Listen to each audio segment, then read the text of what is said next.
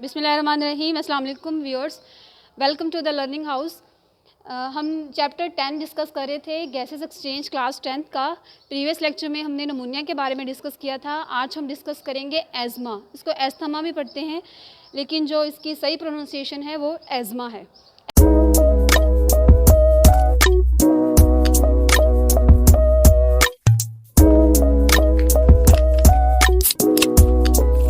Asthma basically है क्या? Asthma is a allergic disorder of respiratory system. ये respiratory system जो है, इसमें ब्रोंकाई और ब्रोंक्यूल्स में जो है इसमें एलर्जी जो है वो हो जाती है। मींस कि ये एक एलर्जिक डिसऑर्डर है। एलर्जिक डिसऑर्डर है। इसमें जो ब्रोंकाई और ब्रोंक्यूल्स होते हैं, उसमें जो है वो इन्फ्लामेशन होती है। जब इन्फ्लामेशन होगी तो वहाँ पे जो है वो म्यूकस की प्रोडक्शन स्टार्ट होना शुरू हो जाएगी। एज अ रिजल्ट जो है वो ब्रोंकाई और ब्रोंक्यूल्स जो हैं वो कॉन्स्ट्रिक्ट हो जाएंगे। तो हम इसमें जो है वो इसकी इंट्रोडक्शन डिस्कस करेंगे, कॉजेज डिस्कस करेंगे, सिम्टम्स एंड मैकेनिज्म डिस्कस करेंगे। फर्स्ट ऑफ ऑल जो है वो हम डिस्कस करेंगे definition. Asthma is a form of allergy in which there is inflammation and excessive production of mucus in bronchi or bronchioles। Asthma जो है ये एलर्जी की जो है वो एक फॉर्म है जिसमें इन्फ्लामेशन होती है। किस में इन्फ्लामेशन हो रही है? Bronchi and bronchioles. मींस कि ब्रोंकाई एंड ब्रोंक्यूल्स में जो है वो इन्फ्लामेशन होती है। आपको स्टूडेंट्स पता है, जहाँ भी इन्फ्लेमेशन हो, आपको प्रीवियस लेक्चर में बताया जा चुका है कि जहाँ भी इन्फ्लेमेशन होगी वहाँ ऑटोमेटिकली जो है वो म्यूकस की जो है वो सेक्रीशन होगी। जब इन्फ्लेमेशन होगी तो म्यूकस की सेक्रेशन होगी तो ब्रोंकाई और ब्रोंक्यूल्स जो हैं वो कॉन्स्ट्रिक्ट हो जाएंगे। एज अ रिजल्ट जो है वो एयर जो है वो सही से जो है वो उसमें से पास नहीं होगी। जब एयर सही से पास नहीं होगी तो जो पेशेंट है एज़मा के, उनको जो है वो ब्रीदिंग में जो है वो डिफ़िकल्टी होगी। मीन्स के सांस लेने में जो है उनको दुश्वारी होगी। तो ये था इसका इंट्रोडक्शन। नेक्स्ट इसके कॉजेज़। इसके मेन कॉजेज़ जो हैं ये एलर्जेंस हैं। एलर्जेंस क्या होते हैं? मेन कॉज क्या है इसका? एलर्जेंस। एलर्जेंस क्या होती है स्टूडेंट्स? ये इंपॉर्टेंट है शॉर्ट के लिए टॉपिक। इसमें जो है ये एलर्जन जो है शॉर्ट क्वेश्चन भी आया हुआ है प्रीवियस पेपर में। सबसे पहले हम डिस्कस कर लेते हैं allergens. What are allergens? Allergens जो है वो ऐसे फैक्टर्स होते हैं जो एलर्जी कॉज करते हैं। ऐसे फैक्टर्स जो एलर्जी कॉज करते हैं, the factors that cause allergy are known as allergens. इसमें एग्जांपल्स देख लेते हैं। जिस तरह पोलन है, इसमें perfumes, dust, chemical irritants extra. इसके अलावा इसमें स्मोक भी आ सकता है। तो इसमें जो ये एज़मा है ये सीजनल एनर्जी होती है। ये ऑल द टाइम नहीं होती, ये सीजनल एनर्जी होती है। आपने देखा होगा कि बहुत सारे लोग ऐसे होते हैं जिनको जो है वो डस्ट एलर्जी होती है कि जब डस्ट का ये वीट का सीज़न आता है तो वो जो है वो मास्क वगैरह का यूज़ करते हैं क्योंकि उनको डस्ट एलर्जी होती है। वो जो है वो बचा रहे होते हैं ख़ुद को कि जो है वो डस्ट से, ताकि जो है वो उनकी जो है वो एज़मा की कंडीशन जो है वो सीवियर ना हो सके। तो जिस तरह इसमें पोलन का जिक्र है, इसमें जो पोलन जब स्प्रिंग सीज़न होता है, फ्लावरिंग का सीज़न होता है, तो जो एयर होती है इसमें जो है वो पोलन होते हैं। तो बहुत से जो लोगों को जो है वो पोलन से एलर्जी होती है। तो वो जब पॉलिनेशन का ये एक्चुअली ये जो प्रोसेस होता है उसको पॉलिनोसिस कहते हैं। तो इनमें जो पेशेंट होते हैं उनको जो है वो फीवर होना शुरू हो जाता है और जो है वो उनके ब्रोंकाई और ब्रोंक्यूल जो है वो सेंसिटिव होना जो है वो शुरू हो जाते हैं। किससे? जो है वो एलर्जन से। तो ये थे इसके main cause, pollen, perfumes, dust, chemical irritants. इसके अलावा इसमें हम स्मोक भी कह सकते हैं। नेक्स्ट जो है वो हम डिस्कस करते हैं इसका मैकेनिज़्म कि किस तरह जो है वो एलर्जेंस जो है वो हमारे एयर पैसेजवे से जो है वो एंटर होते हैं और ब्रोंकाई और ब्रोंक्यूल्स तक जाते हैं और वहाँ जो है वो जाके इन्फ्लामेशन जो है वो काज करते हैं। इसमें जब केमिकल इरिटेंट्स जो है वो ब्रोंकाई और ब्रोंक्यूल्स तक जाएंगे, मीन्स के ब्रोंकाई और ब्रोंक्यूल जब कांटेक्ट होगा एलर्जन से तो ये जो है फ़ौरन जो है वो रिस्पॉन्स शो करते हैं। ये जो है वो बहुत ज़्यादा सेंसिटिविटी शो करते हैं। ब्रोंकाई ब्रोंक्यूल जो है वो सेंसिटिव होते हैं, लेकिन जो एज़मा के पेशेंट हैं उनमें जो ब्रोंकाई और ब्रोंक्यूल हैं वो बहुत ज़्यादा जो है वो सेंसिटिव हो जाते हैं। मीन्स कि उनके सेंसरी सेल हैं वो ज़्यादा एक्टिवेट हो जाते हैं। तो जब सेल सेंसिटिव होते हैं तो ये जो है वो इमीडिएट जो है वो रिस्पॉन्स शो करते हैं, जिसे आप कह सकते हैं ब्रोंको कंस्ट्रिक्शन।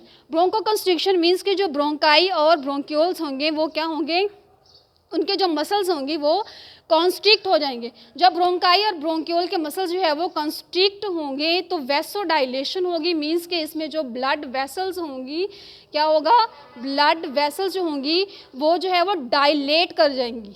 मसल्स जो हैं वो ब्रोंकाई ब्रोंक्यूल्स के कॉन्ट्रैक्ट हो जाएंगे और जो इसमें वेसल्स हैं वो क्या होंगी, डायलेट कर जाएंगे, जिसकी वजह से जो ल्यूमन मीन्स के जो कैविटी होगी, इसमें हम डायग्राम से देख लेते हैं।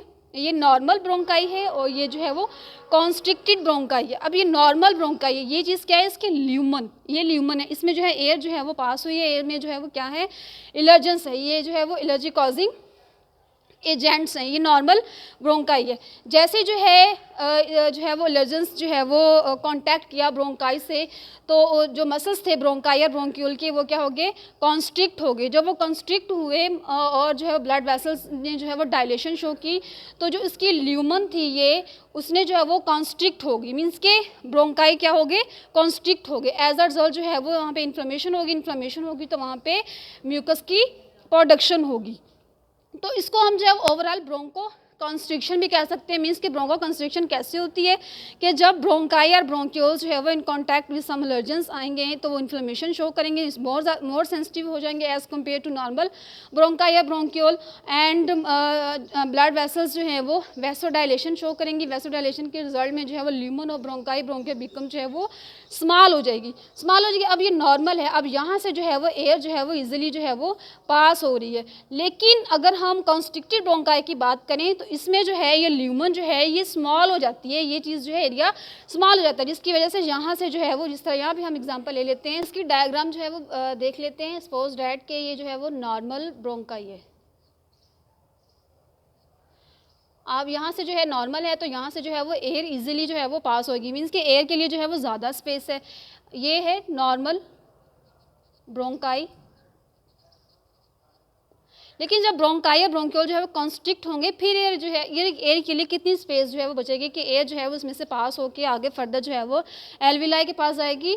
तो इसमें जो है वो ल्यूमन जो होती है ब्रोंकाई या ब्रोंक्यूल की, वो इस तरह जो है वो कॉन्स्ट्रिक्ट हो जाएगी। कॉन्स्ट्रिक्ट होगी तो एयर के पास जो है वो स्मॉल स्पेस बचेगी पास होने के लिए। तो इस वजह से जो है वो जो पेशेंट होता है एज़मा का जो है वो उसको डिफ़िकल्टी होती है सांस लेने में, क्योंकि एयर कम जो है वो बॉडी में हमारी जाएगी, गैसेस एक्सचेंज जो है वो कम होगा, इसलिए जो है वो पेशेंट जो है वो डिफ़िकल्टी फील करता है इन ब्रीदिंग। तो ये था मैकेनिज़्म। नेक्स्ट जो है वो हम सिम्टम्स देख लेते हैं कि सिम्टम मीन्स कि इसके अलामात क्या हैं जो एज़मा का पेशेंट होता है, उसमें जो है वो कौन कौन से सिम्टम्स होते हैं।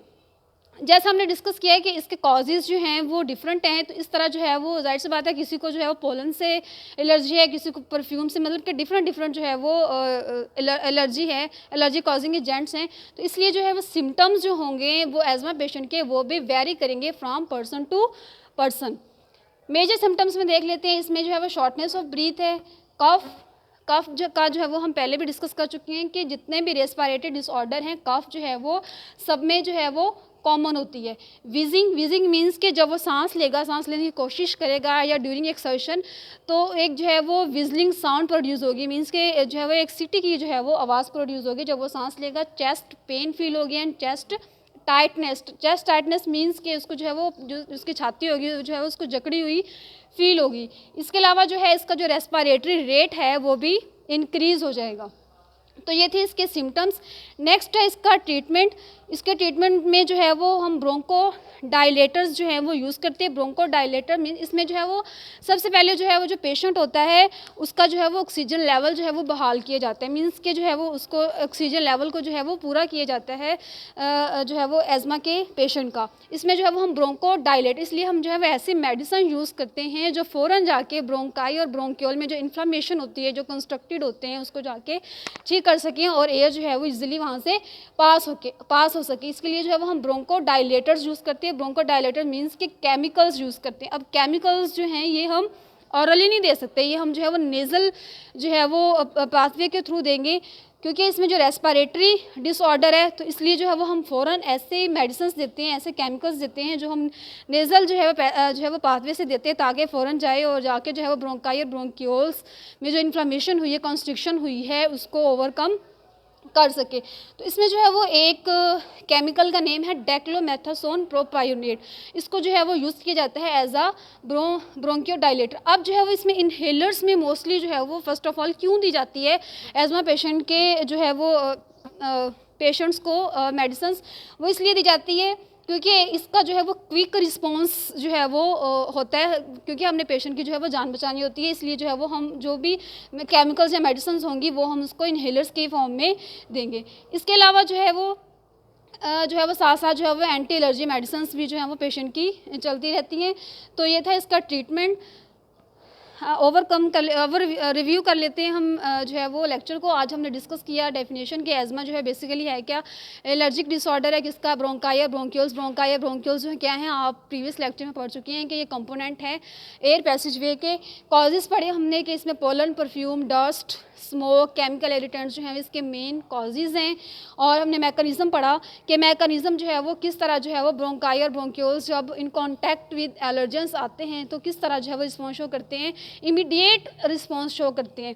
मीन्स के फ़ौरन से जो है वो उनमें जो है वो इन्फ्लामेशन होती है और म्यूकस की प्रोडक्शन होती है और जो है पेशेंट होता है उसको जो है वो ब्रीदिंग में जो है वो डिफ़िकल्टी होती है। नेक्स्ट फिर हमने इसके सिम्टम डिस्कस किए, जो है वो हमने कहा कि ज़ाहिर सी बात है जब एज़मा जो है वो इसके कॉजेज़ डिफरेंट हैं तो इसके सिम्टम्स भी जो है वो वेरी करेंगे फ्राम पर्सन टू पर्सन।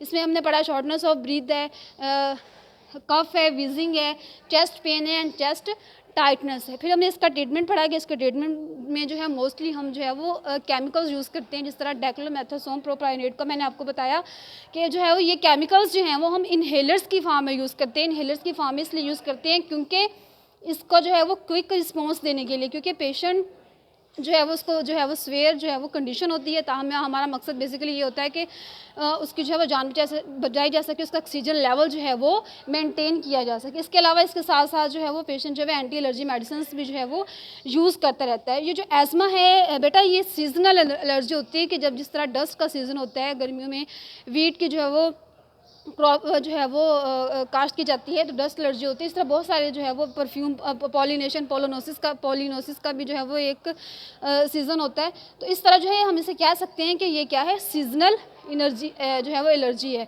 तो ये एज़मा का जो हमारा टॉपिक था ये शॉर्ट के लिए जो है वो ज़्यादा इंपॉर्टेंट है। इसमें मैंने आपको बताया भी है जो एलर्जेंस जो हैं वे एलर्जेंस जो हैं ये शॉर्ट के लिए इंपॉर्टेंट, कि इस तरह क्वेश्चन आ सकता है कि व्हाट आर एलर्जेंस। तो आप इसमें जो है कह सकते हैं the factors that cause allergy are called allergens.